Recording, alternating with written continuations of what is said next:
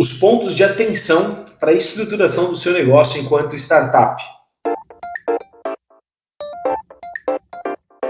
Esse é o Empreender Sem Entrevista. A gente visa trazer um conteúdo de valor através do nosso canal de comunicação. A gente agradece a sua audiência e principalmente os nossos patrocinadores. Sem esses patrocinadores o programa não existiria, então a gente agradece a Gaminox.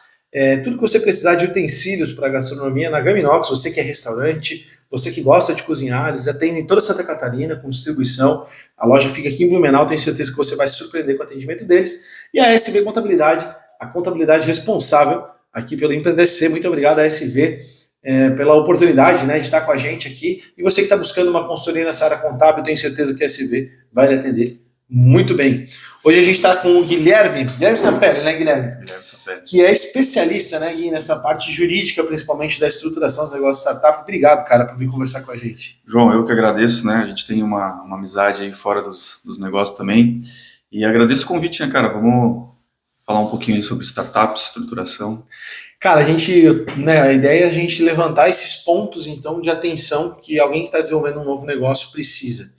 A gente mesmo também aqui já teve essa preocupação e tal. Talvez até tocar naquele assunto de prevenção jurídica, né? Se a gente pudesse resumir, quais são os principais pontos assim que a gente tem que ter atenção na hora de formalizar um negócio que se configura como uma startup? Legal. Primeiro assim, né, João, eu acho que é interessante a gente entender o que é uma startup, né? No fim do dia, a startup é uma empresa, né? Ela tem suas características ali, principalmente pela inovação, o potencial de escala, né? Tecnologia e tal. Tecnologia, né, e tudo mais, o mercado inserido, né? Então, eu sempre digo que a startup ela é uma fase da empresa, né? Tendo isso em mente, a gente volta para o que uma empresa precisa para se estruturar e aí a gente adequa a startup, né, a um mercado mais dinâmico, a um mercado que um crescimento muito acelerado. Menos engessado, né? Menos engessado. Então, os aspectos jurídicos, o advogado especializado em startup, ele tem que se acostumar a esse mercado, né, quando ele vai prestar um serviço, porque dependendo da fase que a startup está, né, a gente normalmente divide a startup em algumas fases, em rodada de investimento, né, então a gente fala ali, a primeira fase que é o bootstrap, né, ou seja, aquele dinheiro que vem normalmente dos sócios ou dos amigos, do familiar e tudo mais, né? Uma segunda fase é a fase do investidor anjo, normalmente, né? Então é aquele investidor que já aceita um risco, faz um cheque um pouco maior, né?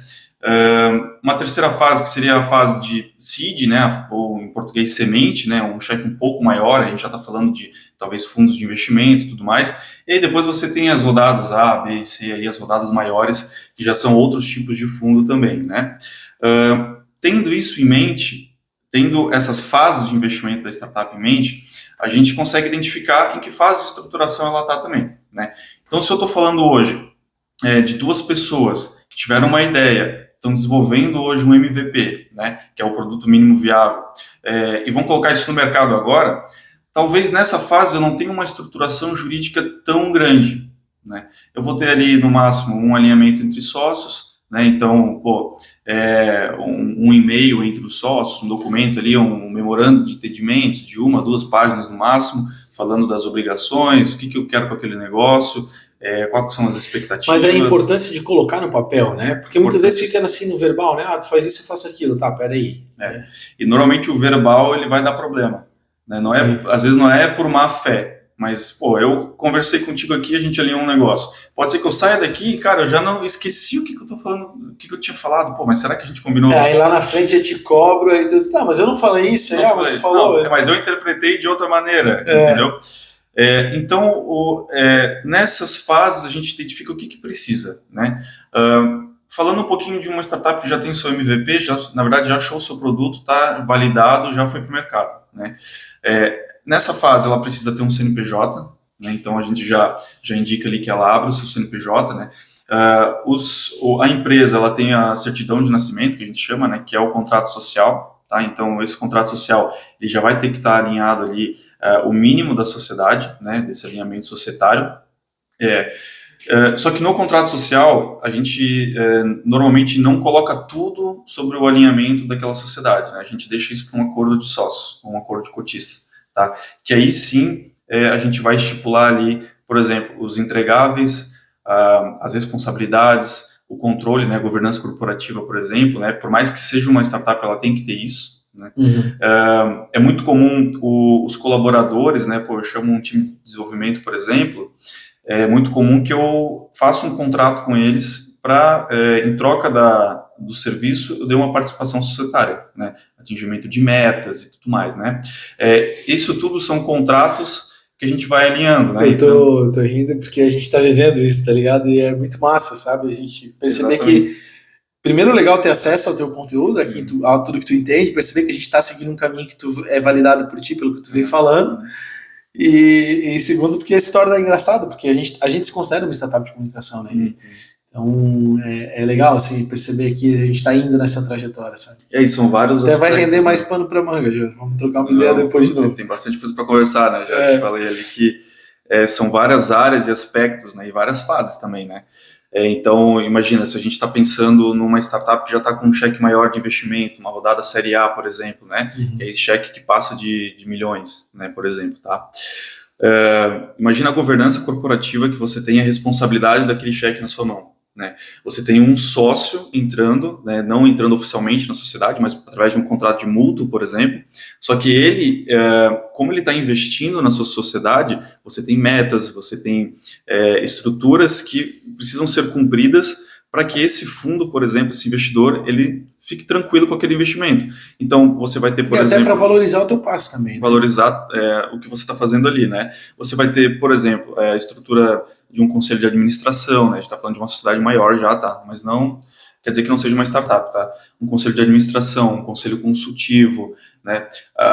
Os próprios sócios, CEO, CFO, enfim, que até então trabalhavam muito dentro da operação do dia a dia, normalmente viram executivos, entende? Então, eles vão para dentro dos conselhos, eles viram um cargo de liderança, né? Eles acabam saindo, né? Claro que isso não é uma regra, né? Mas normalmente eles acabam saindo da operação do dia a dia e vão mais para a parte de governança, de gestão da empresa, né?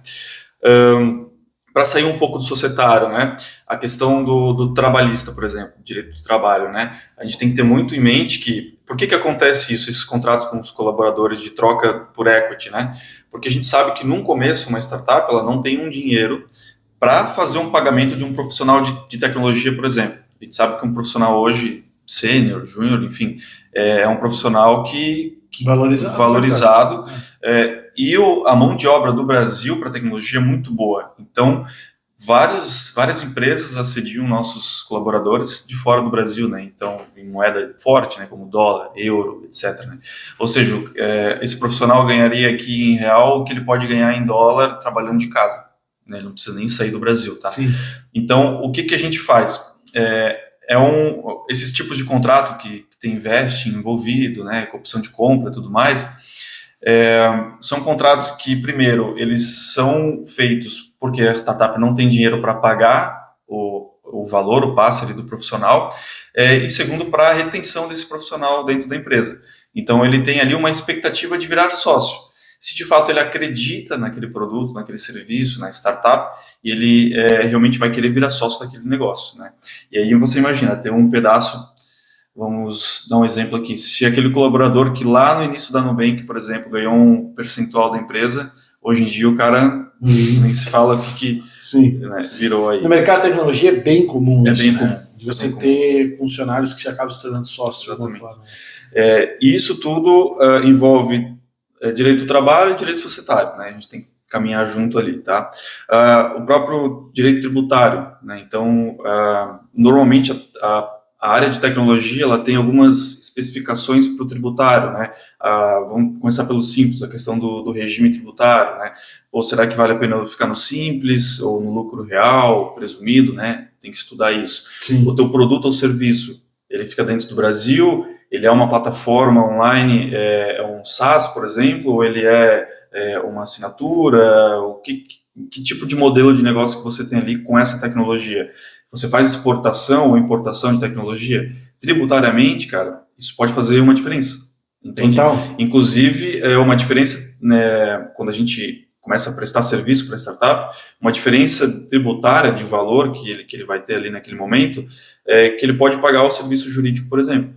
entende? Às vezes a gente entra, faz um serviço ali e o cara não precisa nem tirar do caixa para pagar, só de economia. Tens um resultado tributário favorável, no caso favorável e expressivo muitas vezes, né? A questão de captação de investimento, né? É uma assessoria interessante porque normalmente, e é óbvio, a startup ela precisa de captar investimento para poder desenvolver o seu negócio, né? Em cada fase tem um porquê de captação, né? Na fase de MVP ali, ela precisa, claro, desenvolver o seu produto, então não tem dinheiro, ela precisa captar de algum jeito, né? É normalmente um cheque de investidor anjo, né? A família, os amigos ali ajudam, né? Depois ela precisa aumentar canal de venda, por exemplo, ou aumentar a base de funcionários para aguentar ali a operação, ela precisa de um cheque, entende? Então, essa captação de investimento financeira a gente também ajuda e precisa ajudar, né? Porque a startup ela não tem todos os acessos ao mercado, né? E não só isso, captação de investimento com smart money, né? O que quer dizer isso? Eu buscar o fundo, eu buscar o investidor certo para aquela startup, né? Que é um cara que vai poder contribuir muito além do dinheiro, no caso. Contribuir com, primeiro, a própria especialidade do investidor, né? Então, por exemplo, a gente tem startup que é da área de saúde, tá? Estrategicamente, a gente busca os fundos que investem em startup de saúde, né? Por quê? Porque ele vai te dar o conhecimento ali para o próprio produto ou serviço da startup, ele vai te entregar o acesso ao mercado também, né? Então, eu quero aumentar minha base de cliente ou aumentar o meu mercado aqui, meu market share. Com certeza um fundo focado naquilo ali, ele vai te dar esse acesso, entende? Eu tenho uma plataforma aqui em Santa Catarina, eu quero entrar em São Paulo, né? Eu quero aumentar minha base de cliente em São Paulo. É muito mais fácil, ou às vezes muito mais estratégico, eu buscar um fundo de São Paulo, seja como co-investidor ou como investidor líder da rodada, para ele te dar esse acesso, porque daí ele investe em ti e ele tem o interesse que você entre em São Paulo e aumente sua base, né? Então, é um ponto importante para se analisar quando você está falando de startup. A questão de valuation, né, daí vai muito, enfim... De encontrar o valor do seu negócio. O valor do negócio e tudo mais, né, porque não é uma tarefa fácil, falando de startup. A gente percebe muitas vezes, assim, valores astronômicos para negócios que ninguém entende direito o que é, né, cara? Quem é de fora do mercado, tipo... Quem está nos ouvindo que é do mercado de tecnologia e startup vai tipo, beleza, ele está entendendo muitas vezes o que a gente está falando. Mas muitas vezes quem está fora do mercado não é capaz de entender que uma empresa que dá prejuízo, por exemplo, tem um valor gastronômico, né? Mas é muito relacionado ao potencial dela futuro, né? Potencial futuro, né? Claro que tudo é ciclo econômico, né, João?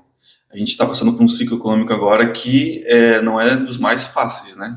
Tem a alta na taxa de juros e tudo mais, né? Então, se a gente for pegar os valuations de 2, 3 anos para trás, quando a taxa de juros não estava nesse patamar, tinha muito mais dinheiro na mesa e muito mais fácil, né? Então, a gente falava aí, claro que a gente vai entrar em termos técnicos, né?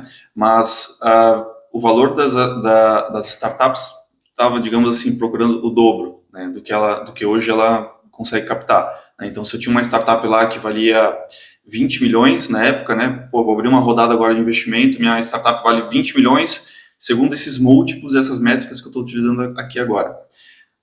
Agora, 2, 3 anos depois, 2023, a gente tem uma queda significativa nesses valuations por conta dos múltiplos, né? Então, a gente, se a startup antes estava valendo, né, ou pelo menos subjetivamente valendo 20 milhões, hoje normalmente ela vai estar entre uns 10. Certo, porque houve uma correção. Uma correção, e não tem tanto É muito dinheiro. louco essa volatilidade, cara. Assim, e é do mercado de startup, né? Quem investe sabe que é assim, entende? Mas por quê? Porque tem dinheiro na mesa para investir, mas não para tudo, entende? Então tá muito mais... O cara tem que escolher melhor. Muito mais selecionado. E aí tu faz assessoria para investidor também, então? Para investidor também. Não é só para startup, assim. Não, a gente trabalha com os dois lados. Qual foi o case mais louco, assim, que você trabalhou? Um negócio diferentão, assim, pra gente trazer pra audiência. De questão de produto? Uma empresa aleatória, assim, talvez, pode ser, de produto, vamos imaginar. Putz, são tantas, né, cara? Porque normalmente a gente acaba lembrando as que estão agora, né? Mas eu vou te dar um exemplo, tá? Da área da saúde, de odontologia ali, né? Que é normalmente uma área que a gente não conhece muito, né? Só quem para estudar, né? Só quem é especialista, né? A gente presta assessoria para uma startup que ela, hoje a inteligência artificial está muito em alta, né? Total. Só que não é só de Inclusive agora. usamos inteligência artificial também. Pô, bacana. Que agora popularizou mais, né? Mas a inteligência artificial já é de muitos anos, né? Então, já tem produto e serviço rodando com inteligência artificial há muito tempo, entende? Sim, esse chatbot, por exemplo, isso já existe há, sei lá, 10 anos. Isso 10 não, mas uns 5, 6 anos. A ponta do iceberg, né? Sim, mas para trazer para a audiência, assim, às vezes aquele chatzinho de quando tu entra no site de um negócio que já vem automaticamente falando contigo, isso é inteligência artificial de uma forma. Sim, é a tecnologia ali trabalhando. Empregada, né? Mas o de odontologia... A gente tem uma empresa lá que ela faz exames, né? Então você faz, por exemplo, uma panorâmica, né? Que é um raio-x da boca, né? Quem já usou o aparelho... Já vai entender, né? Só com essa radiologia ali, por exemplo, a inteligência artificial ela já identifica o tratamento que precisa, o que tem no dente ou sabe, eu não vou saber os na gengiva, enfim. Tudo que na boca ali, ela já sabe o tratamento, já sabe o caminho que segue, já tem uma base de dados, já sabe. Então, pro dentista, pro cirurgião, isso ele já vai ter na mão aqui, ó, faça isso. Cara, eu falo que vai chegar o dia que a consulta médica a gente vai entrar numa cabine, apertar um botão, vai ser escaneado assim, vai ser a receita dele. Não sei se isso é bom ou ruim, né? O cara pesquisar no Google hoje, né? É óbvio que o médico, claro, a experiência humana, ela é necessária, porque muitas vezes o diagnóstico ele é um desafio, né? Até para chegar no nível de uma ferramenta poder. Mas hoje tem robô que opera, né? Hoje tem médico que opera robô através de robô, num outro país ele opera um cara aqui, né? Não, cara, eu acho que ficando até na odontologia, né? Os alinhadores hoje, né? Aqueles Invisalign. O Jorge, Dr. Jorge Jäger, tu conhece? Que é Provavelmente. Dental Aligner. Ele foi o cara que começou a fazer Invisalign em alinhador invisível no Brasil. Ele foi um dos primeiros aqui. Tá. Ele começou a produzir aqui, ele produz aqui. A gente levou ele no podcast, né? Ele falou sobre o software, assim, que o software, ele gira um dente e já gira os outros todos juntos, assim. Isso tudo é inteligência artificial conectado num banco de dados. Sim. Né? Então você tem um histórico ali do que é mais propenso a acontecer com aquele paciente. E aí ele te dá o resultado final, isso em 15 minutos, né? Faz toda a parte de scanner. Em 15 minutos ele te dá, vai ficar dessa forma aqui. E aí vem todas as placas, você não precisa, cada 4 ou 5 placas, que isso dá uma vez por mês, digamos, você vai no dentista por 15 minutos, lá ver como é que tá e tal. Imagina, para quem usou já aparelho, sabe o inferno que é usar um aparelho. Né? Sim. Cara, outro aspecto importante envolvendo tecnologia é propriedade intelectual, né? Então, muita gente... ou por desconhecimento, ou achando que não é tão importante, né? Não registra a marca, né? A questão da marca em si, né? Mas uma coisa que eu acho que é mais importante antes da marca é a questão da própria tecnologia, né? Patentear o código, tu diz? Registrar e a propriedade desse código, né? Se você tem uma tecnologia ali, tem um código-fonte, né? Se você é desenvolvedor da startup, você está desenvolvendo esse código-fonte, você é autor daquele código, entende? Não é a startup. Então, se você não tem um contrato com esse colaborador, com esse sócio, né, estipulando que todo o desenvolvimento daquele código-fonte, das tecnologias que estão na startup ou na sua empresa, são de propriedade da empresa, ou seja, faz uma cessão, né, uma transferência de propriedade, juridicamente a empresa, a sociedade, ela não é proprietária, é essa pessoa que desenvolveu. E essa pessoa pode sair da sociedade, se não tiver nada escrito, alinhado, ela sai com o teu código-fonte, você perde aquela tecnologia. Hashtag fica a dica para quem está desenvolvendo software. Porque é direito autoral, tá? Então, é muito comum a gente ver startup já validada, já operando com investimento, ou ou seja, capital de risco ali investidor, né, aportando, sem resolver a questão da propriedade intelectual. Legal. Gui, antes da gente ir para as duas últimas perguntinhas, na verdade é uma que pode ser duas. Eu quero agradecer os nossos patrocinadores, Gaminox, utensílios para gastronomia. Você gosta de cozinhar, cara, na boa, assim, a Gaminox tem tudo para cozinha. Você que tem restaurante, você que empreende na área da gastronomia, cara, lá eles te ajudam a ter insights, ideias sobre os produtos para você utilizar no seu serviço. Aí eu tenho certeza que vale a pena conhecê-los. E a SV Contabilidade, nossos parceiros, Michael e Cláudio, a contabilidade do Empreender-C, que também, né, claro, atende a consultoria aí de micro e pequenos empresários da área contábil. Fica a dica para você que estiver procurando algo nessa área, vale a pena você conhecer. Muito obrigado aos nossos parceiros patrocinadores. Gui, duas coisas que eu queria. Primeiro, uma experiência tua, qual foi o maior perrengue assim, jurídico que tu se virou, né? Processo, alguma coisa. Claro, vai resguardar os nomes, né? Sim. Mas o objeto da discussão, assim, né? Qual que era o maior perrengue assim, que tu te lembra?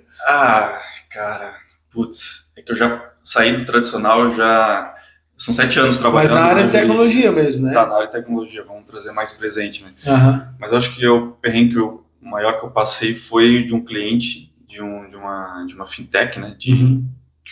A fintech era meu cliente e o sócio foi preso. Caramba, cara. E por outras questões, né? E aí a importância de uma diligência em cima das empresas quando você vai investir ou quando você vai trabalhar numa empresa, pesquise os sócios, né? Nesse caso... A gente tem um sócio aí também que já que vai no fórum todo mês, assim. O cara já bate cartão lá, né? O diretor tá indo aí, ó. Faz parte, isso aí faz parte. Cara, assim, ó, qual que foi o perrengue, cara? Foi que a gente tava em operação, estruturando tudo. O negócio rodando. Há 2 anos já estruturando, governança corporativa, cara, ficando tudo certinho, bonitinho. Aí, um dia, 6 da manhã, começa o celular tocando. Cara, coisa boa não é, porque normalmente a galera começa, sei lá, às 8h30. 9, 10, né? Dependendo, né? Segunda-feira é um pouco mais cedo. 6 da manhã, celular tocando. Na sexta é umas 10h30. Sexta-feira é depois do meio-dia. E aí te ligaram, e o cara aí preso. foi preso, busca apreensão, preso, meu Deus do céu. E agora, né? Aí vai, né? Aquele perrengue, porque já tinha um mandado de prisão, e aí o cara já é preso, né? Sabe como é que funciona? Já foi. Sim, não tinha o que fazer para defender a prisão, já estava considerado. Porque era de outra coisa, né? Não era relacionado àquela fintech, entende? Ficou devendo pensão, sério. Tá, enfim, tô brincando. Porque pensão prende, né? No pensão, Brasil. Pensão sim. Pensão é melhor pagar a pensão. Se você é empreendedor, cara... e aí a gente teve, o maior perrengue não foi nem com ele, foi porque daí o que acontece? Você para uma empresa que não pode parar, entende? Porque é uma plataforma, uma fintech, você tem ali os consumidores, você tem os colaboradores, os outros sócios, investidores, e todo mundo ao mesmo tempo desesperado, né? E aí isso acho que era uma sexta-feira. Imagina. Passou o final de semana, né? Não, e era acho que uma sexta-feira, ou se eu não me engano era quinta-feira antes da Sexta-feira Santa, antes da Páscoa, feriado. Sim. Cara, foi um perrengue, assim, eu acho que é o maior perrengue, né? Mas assim, perrengue a gente sempre tem, né, João? Sempre tem. A tua área de alguma forma é tentar não acontecer o incêndio, mas se acontecer, apaga, né? A gente trabalha praticamente, eu vou dizer aí, 98% consultivo, né? Quando vai para alguma coisa assim, judicial, é uma coisa muito específica, mas a gente trabalha para que não dê problema. Né? E a segunda pergunta que eu tenho é muito comum perrengue entre sócios, problemas entre sócios, discussão muito, societária? Muito. Na verdade, terminaste a tua pergunta? Sim, sim. Eu quero saber, tipo, se enrola muita briga, tipo, o cara faz um acordo e aí depois, deu problema. Sim, o desalinhamento de sócios hoje é um dos principais problemas das startups não darem certo. Startup é empresa normal, tá? É o principal problema hoje, de não dar certo, né? Por quê? Primeiro, por falta de alinhamento, tá? As pessoas não estão acostumadas a conversar. E quando elas conversam, elas não falam tudo. Elas só conversam para falar de coisas boas, entende? Eu quero que isso daqui... Feedback negativo é fora da nossa cultura, né? A gente não está acostumado, infelizmente, a falar sobre coisas negativas, né? E é até interessante tocar nesse assunto, porque para alinhamento de sócio e colaborador, a gente utiliza uma ferramenta lá no escritório, que a gente puxa os dois lados, o lado bom e o lado ruim, né? A gente fala sobre objetivos, né?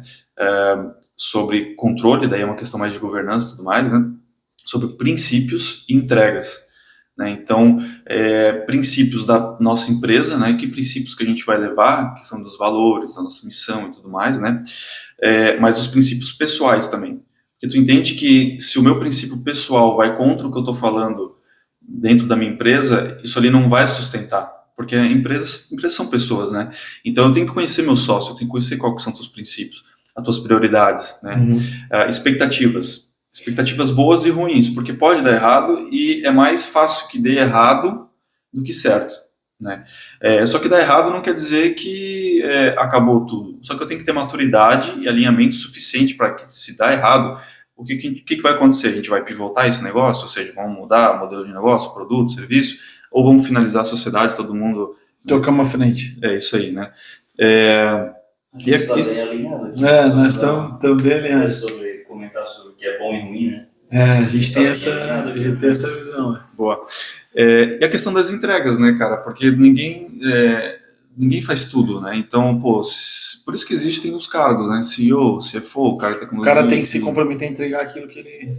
Então tu tem que escolher o que tu quer entregar. Já teve algum caso, assim, só pra gente finalizar, de uma empresa que chegou num momento, assim, de muito investimento, cresceu demais, e aí deu um rolo, assim, de o cara, opa, peraí, cresceu o olho e tal? Então, isso é uma coisa que é importante alinhar, tá? Qual que é o objetivo do sócio e a expectativa dele com aquele negócio.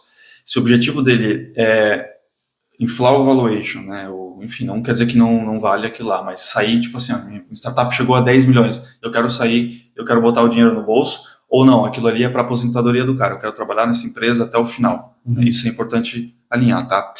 Eu nunca tive um caso que chegou a um tamanho grande que deu desalinhamento nesse sentido, né? Até porque para chegar lá a gente já estruturou tudo bem certo e alinhou aquilo ali, entende? Então, normalmente, quem não se encaixa vai sair antes, entende? Porque o cara o colaborador, sócio, enfim, CLT, né? Ele não vai conseguir ficar na empresa. Ele não fica dentro daquela cultura ali. Da cultura e dos alinhamentos, entende? Então, em algum momento ele vai sair porque é desgastante, né? Imagina você ficar num negócio que não é o que não conversa com aquilo que tu tá buscando. Exatamente. Então, por isso que é importante você imprimir essa cultura desde o começo. E alinhar isso desde o começo. Não tem momento para alinhamento, tá? Mas se você está começando agora, alinha desde o começo. Se você já está na metade do caminho, né? Digamos, senta agora e alinha de novo. Alinha agora. Se você já é uma empresa grande, alinha também. Entende? Se você é uma pessoa que está saindo da empresa como sócio colaborador, alinha essa saída também. Entende? Porque a gente nunca sabe o dia de amanhã, né? Então... e num país que nem o Brasil, judicializado do jeito que está, e essas questões nunca todas, bom, né? É importante que a gente não precise ir às vias de fato no mundo judicial. Não, E normalmente a gente foge do judiciário, tá? Sim. A gente coloca lá... É aquilo que tu falou, 98% do trabalho é consultoria. Eu digo assim... Para não chegar nas vias de fato. Né? E até quando dá algum tipo de problema que precisa resolver, ou a gente vai para meios alternativos, que a gente chama, né? Que é uma mediação, arbitragem, né? Sim. Câmeras especializadas no assunto. Porque se a gente colocar no judiciário primeiro a especialidade, às vezes não é a melhor, né? Ele não conhece ali o juiz, enfim. E a demora, né, claro. Cara? Imagina você esperar 10 anos para resolver um problema. Nem falo, eu tenho um desses. Gui, cara, brigadão. Obrigado. Parabéns pelo teu trabalho, né? @Gui Sapelli. O meu Instagram é @g.sapelli. Tá?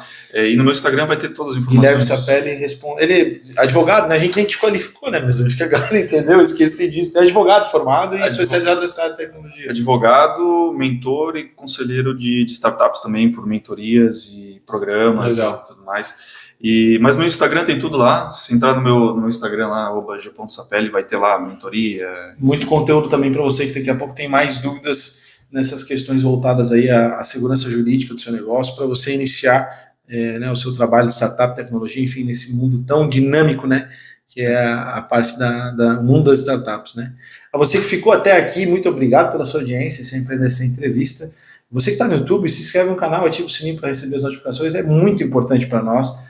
o seu engajamento e que você também compartilhe com mais pessoas esse conteúdo que talvez possa fazer sentido para mais gente consumir, aprender, enfim.